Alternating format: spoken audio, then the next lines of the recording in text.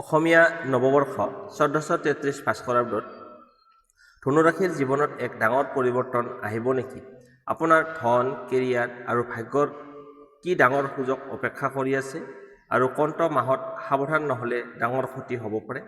আজিৰ এই ভিডিঅ'টোত মই ক'ম ১৫ এপ্ৰিল ২০২৬ৰ পৰা ১৪ এপ্ৰিল ২০২৭লৈকে ধনুৰাশিৰ সম্পূৰ্ণ ভৱিষ্যত। নমস্কাৰ বন্ধু-বান্ধৱীসকল, আপোনালোক সকলোকে স্বাগতম জনাইছোঁ। আজিৰ ভিডিঅ'ত আমি আলোচনা কৰিম অসমীয়া নৱবৰ্ষ ১৪৩৩ ভাস্কৰাব্দত ধনুৰাশিৰ সম্পূৰ্ণ ৰাশিফল।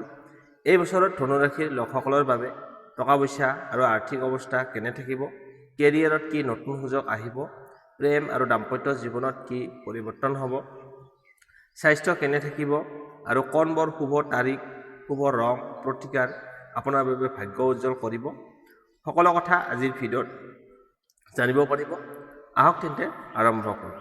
বৰ্ষাৰম্ভ চক্ৰ অনুযায়ী গছৰ ফল মতে ধনুৰাশিৰ ব্যক্তিৰ তৃতীয়ত ৰাহু, চতুৰ্থত শনি, মংগল, বুধ আৰু পঞ্চমত ৰবি, শুক্ৰ, সপ্তমত বৃহস্পতি আৰু নৱমত কেতু অৱস্থান কৰিছে।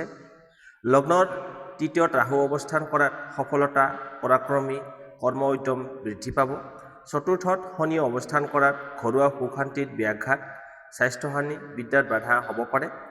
চতুৰ্থত মংগল অৱস্থানৰ বাবে শিক্ষাত শুভ, কৰ্মস্থানত লাভ আৰু সন্তানৰ বাবে চিন্তা, ঘৰুৱা পৰিৱেশ বিনষ্ট হোৱাৰ যোগ আছে।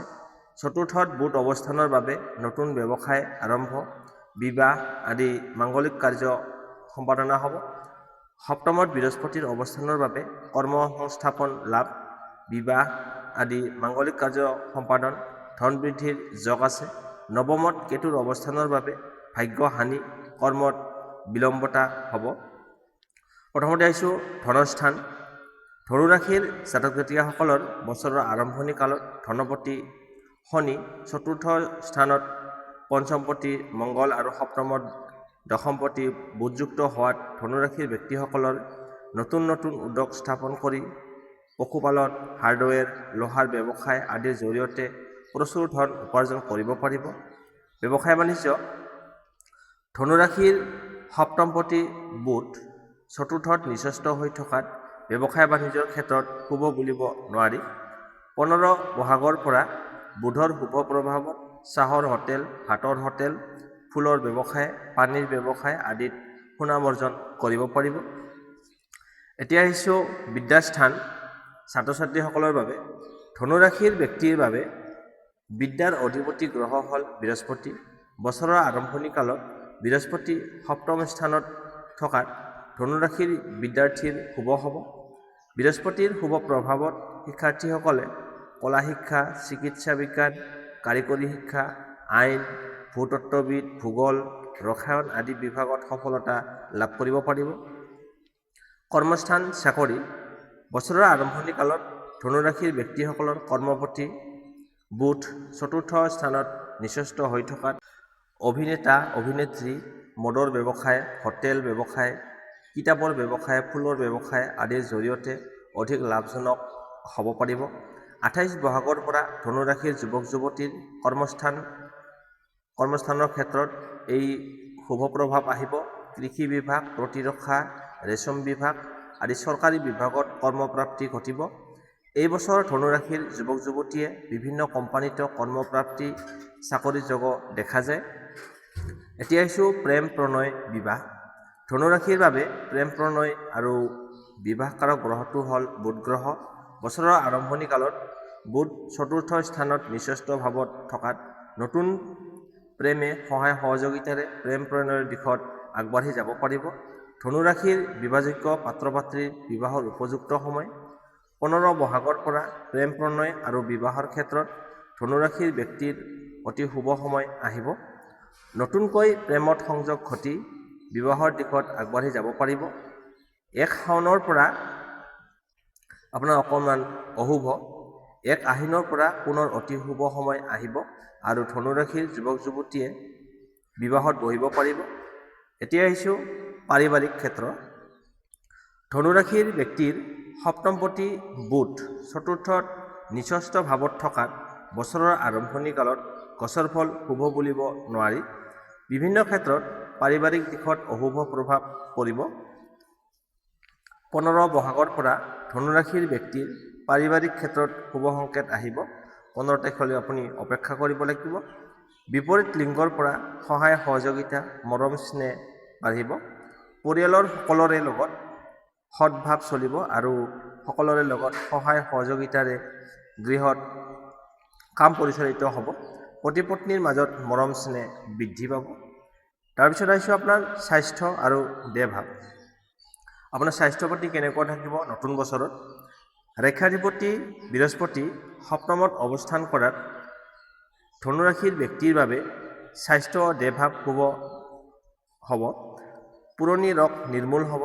সমাজত আদৰ সাদৰ বৃদ্ধি পাব।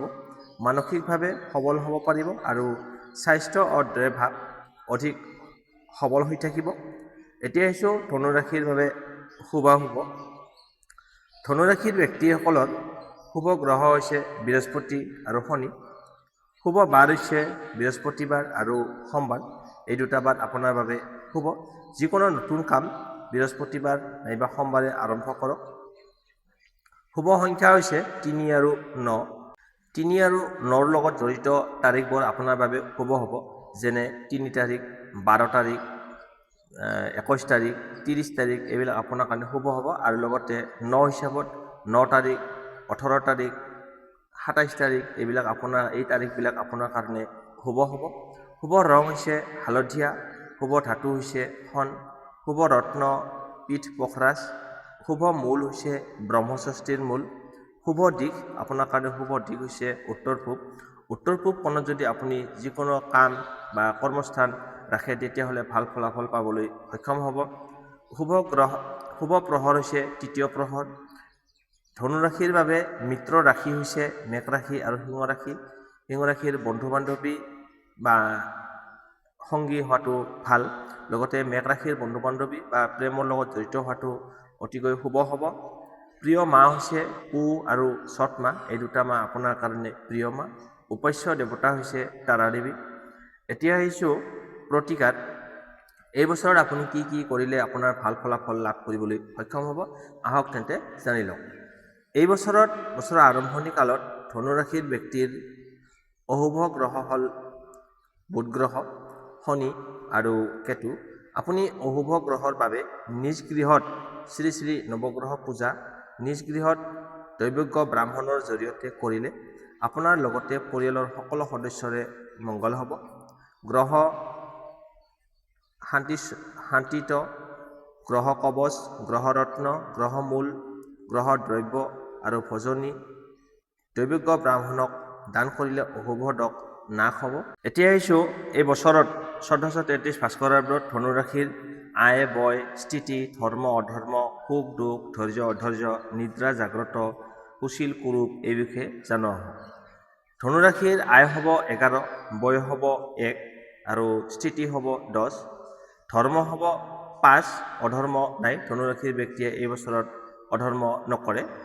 সুখ হৈছে 4, দুখ হৈছে 2, ধৈৰ্য নাই, অধৈৰ্য হৈছে 1, নিদ্ৰা হৈছে 6, জাগ্ৰত 5, সুশীল 3 আৰু কুৰূপ হৈছে 2। এয়া আছিল অসমীয়া নৱবৰ্ষ 1433 ভাস্কৰাব্দত ধনুৰাশিৰ সম্পূৰ্ণ ৰাশিফল। যদি আপুনি ধনুৰাশিৰ হয় তেন্তে কমেণ্টত লিখক জয় মা লক্ষ্মী, যাতে এই বছৰত আপোনাৰ জীৱনত ধন, সুখ আৰু সফলতা আহে। ভিডিঅ'টো ভাল লাগিলে নিশ্চয় লাইক এটা কৰক। আপোনাৰ বন্ধু বান্ধৱ আৰু পৰিয়ালৰ লগতো শ্বেয়াৰ কৰক, যাতে তেওঁলোকেও নিজৰ ৰাশিফল জানিব পাৰে। আৰু আপুনি যদি এতিয়াও আমাৰ চেনেলটো ছাবস্ক্ৰাইব কৰা নাই তেন্তে এতিয়াই ছাবস্ক্ৰাইব কৰি বেল আইকনটো টিপি থওক, কাৰণ আমি নিয়মিতভাৱে সকলো ৰাশিৰে নতুন নতুন ৰাশিফল লৈ আহোঁ। ধন্যবাদ বন্ধু বান্ধৱীসকল। পুনৰ লগ পাম আগন্তুক এটা নতুন ৰাশিফল ভিডিঅ'ত। ধন্যবাদ।